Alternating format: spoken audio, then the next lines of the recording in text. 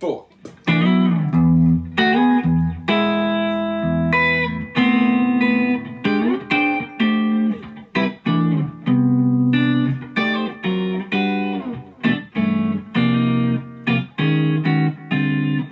Here it is.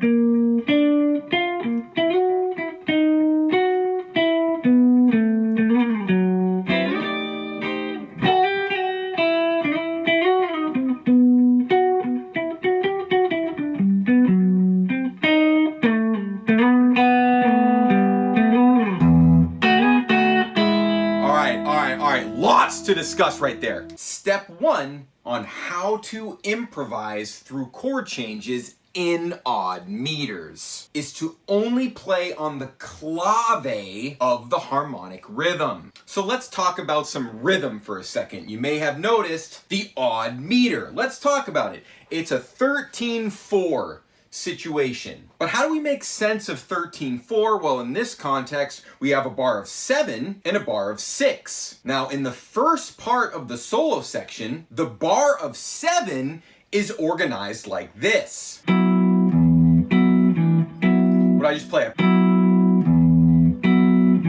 Played a 4 and a 3. Okay, that was a great example of just playing the clave with some chord voicings on just that first measure. You got to take these small chunks. It's all about that small chunk. Let's talk about that bar 6. How does the bar 6 work? It's divided into 3 half notes, and those can sound like this: 1, 2, 3, 4, 5, 6, or 1, 2, 3, 4, 5, 6. So now look, I'll put together that first bar of 7, that first bar of 6, for the first phrase of 13, and I'll just play chords on the basic clave. This is step 1. 3, 4.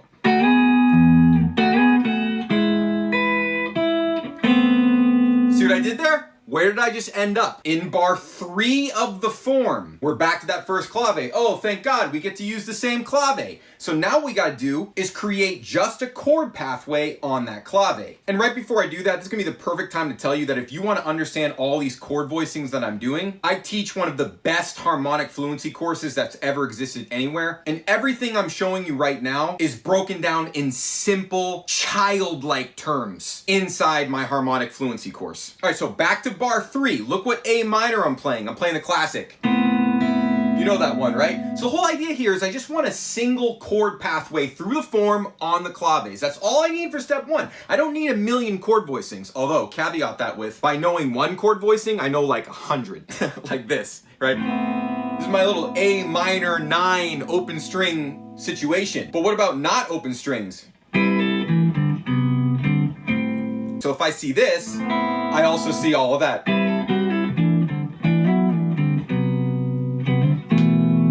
Like all of that is because I marked the location of that A minor. You would technically see this as, oh, root on the low E string, so like a root position A minor. Oh, but it turns out you have the open A string, so I'm using that as well. And then I can think of all of my chord voicings that resonate against that A minor that's in that root position on the low string, right? Like all this.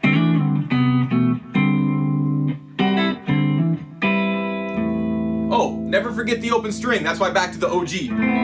Right? That's why I ended up there in bar 3 of the tune. So look, now things get like a little bit tricky. You got 4 beats of A minor, 3 beats of E7, back to A minor for the 6. Right? So good, these chords. These chords, you guys can unlock odd meter chord fluency right here, right now in this video. It's just a matter of knowing which voicings are available to you. If that all makes sense, then you're definitely gonna have a massive moment of enlightenment by the end of this video. So what is that A minor, E7, A minor vibe, right? We got 1, 2, 1, 2, 3, boom, right? That was bar 5. And that's a C major right there. We'll get to that in a second. Now we'll use the C major as our stopping point. Let's just play our singular chord pathway through the first 4 bars of the tune, where our 13 clave repeats 2 times over a lot of different chord changes. Here we go.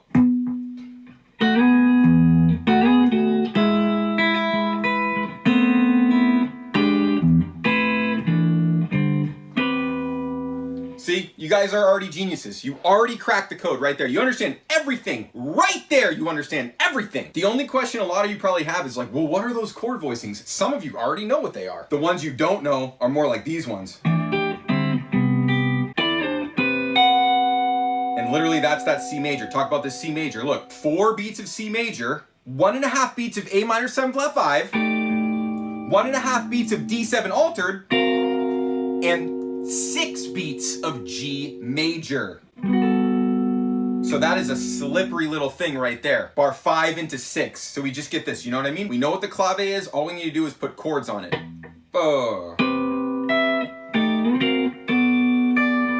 Laying into those 2s on that one, right? So hear that one again. From that C, right? It's all about getting in our ear, right?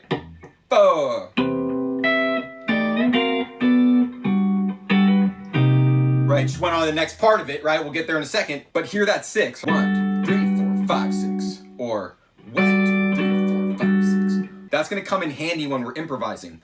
All right, look where we are on that C minor. It's that clave once again. Now we see the pattern of this harmonic rhythm coming back. All we have to do is understand the harmonic rhythm one time. Notice one other level here. We are not even thinking about odd meters. We're only thinking about claves, which break down into 4s and 3s or 3s and 2s. 4s, 3s, and 2s. Notice how the 4s are literally just 2 2s. So we got 2 2s on C minor. 4 beats of C minor, 3 beats of the F7, playing that 13. Into that B flat major, 5th on top. You know, my favorite kinds of melodies right there. And automatically, I got a chord melody that's gonna help me to connect to that clave, right? I have these chord melodies that connect to the clave, like, right, like 2 5 1 to B flat major, starting in bar 7 into bar 8, right here, right? 3 4.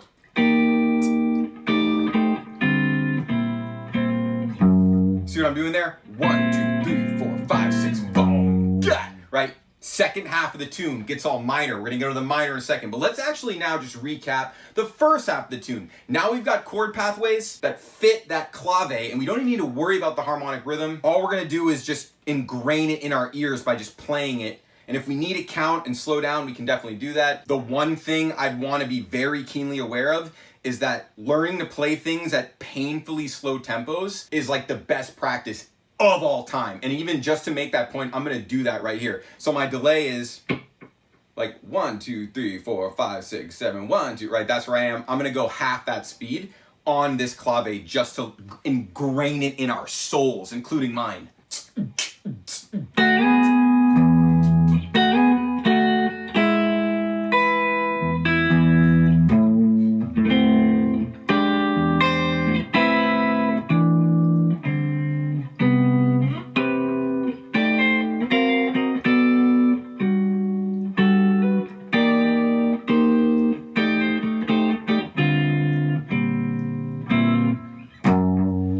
Speed on those harmonic rhythms, right? It's another reason why the delay is the secret power, right? If my delay is 2 1 2 3 4 1 2 3 4 1, you know what I'm saying? I'm a huge advocate for playing harmonic rhythms at half speed. I love when the students start to see the power of doing that. They realize how hard it is, but also how it opens up so much opportunity for you because you can play more things. You have more time to think, but you're focusing on a bigger chunk of time, and that's harder. The more time, the deeper your concentration must be. Always coming back to that first principle. That's why it makes so much sense to start in the practice form, 2 bars. And you can see how those little 2 bars there can evolve into these odd meter harmonic rhythms. All right, let's finish it. Last 8 bars of the frickin' tune right here. Minor 2 5, and the clave changes, dude. That's why this tune is so good, right? So you can never go on autopilot, right? You have a 16 bar solo section. The first half is 1 clave and it's like major. And then the second half is the other clave, but dark side minor. All right, so what I'll do is I'll play from the top into the ending section. And you'll follow along with the chart. 3 4.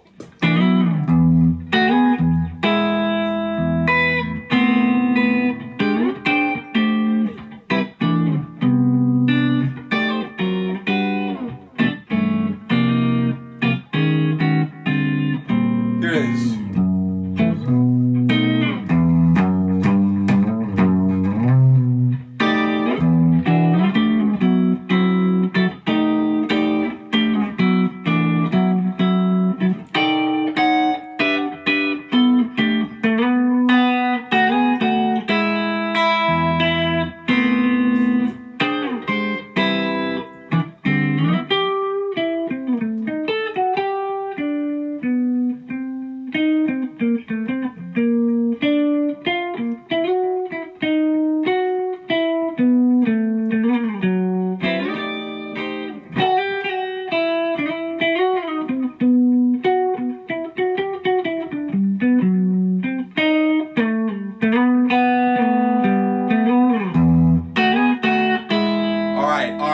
Lots to discuss right there.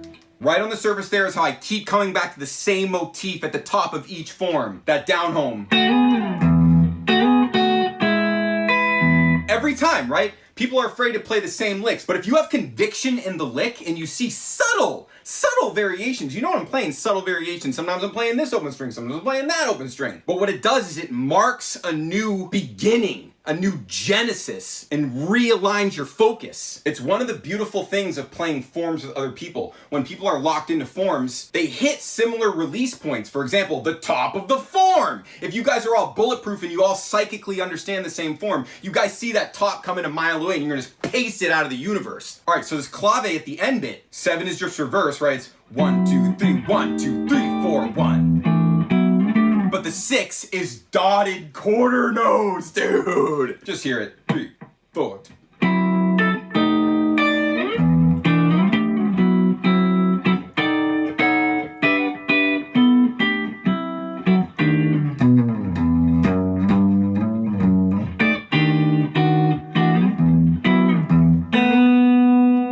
I'm not gonna sit here and pretend like it's easy to come up with voicings like this. The easy part is learning theory in the context of rhythm, right? Realizing how much theory you actually need. And it's not to say that you're not gonna learn all theory. You're definitely gonna learn all theory, but the point is, start with just only what you need. And to understand what that is, the rhythms will show you. The forms will show you, right? But what's interesting about this video, the reason this was a very important video to make, and I believe this video will last in the zeitgeist, is because odd meters teach us the true definition of harmonic rhythm, right? When I say harmonic rhythm, normally you guys thinking, oh yeah, a measure that has 2 beats of one chord, 2 beats of the next. Maybe some of you have thought, well, what about if the measure has 3 beats of one chord and 1 beat of the next? Exactly. These kinds of things. So then if you're in 13, what if the measure has 4 beats of C major, 1.5 beats of A minor 7 flat 5, 1.5 beats of D7 altered, and then 6 beats divided into 3 half notes of G major 7 sharp 11. That's a different understanding of harmonic rhythm. But the key is, and what I want to demonstrate in this video, is that a very small amount of language goes a long way when you're immediately applying it to harmonic rhythm. And this is the answer to the question of how to learn chord changes in odd meters. And I think a lot of people pedestalize that skill. And I know it for sure because I talk to you guys. I have a feeling for 93.6% of you watching this to this part of the video right now, this is alarming your sensibilities right now. You just realized what rhythm actually is and how that informs your harmonic decision. And I suspect that opened up a massive path of development for you. And if you want to see that exact path with crystal clear clarity, that's going to be my 5-step syllabus inside my online music school, Systems for Creation. That's where you can be a part of my one-on-one mentorship. You can come to my group classes. You have access to my full course library, and of course the 5-step roadmap all the way to comprehensive mastery. It's so much simpler and faster than you think. The trick is to have someone guide you every step of the way so that you have the right mentality every step of the way. Because without the right mentality, this 5-step thing I'm showing you, this could take your whole life. Most people don't even complete the thing in a lifetime. But the thing that should blow your mind most of all is that if you get some guidance and take the right steps in the right order, you can complete in 6 months what most people fail to complete in a lifetime. All right? See you in the school.